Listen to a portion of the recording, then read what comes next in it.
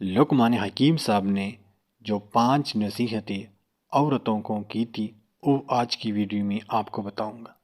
Number 1، اگر تم چاہتی ہو کہ میری زندگی اپنے شوہر کے ساتھ اچھی گزرے تو اس کے لیے جو ہے نا آپ نے لوگوں کی باتوں پر دھیان نہیں دینا ہے۔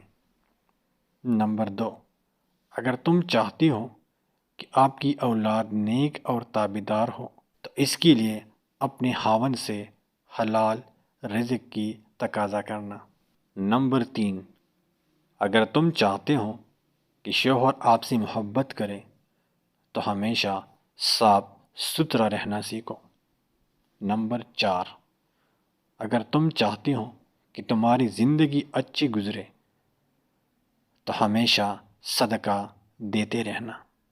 نمبر 5، اگر تم چاہتی ہو کہ میری گھرانہ سب سے اچھا ہو اور معاشرے کے لیے میں ایک رول ماڈل بنوں تو اس کے لیے آپ نے بچوں کی اچھی تربیت پر فوکس کرنا ہے اور ان کو اچھی تربیت دینا ہے۔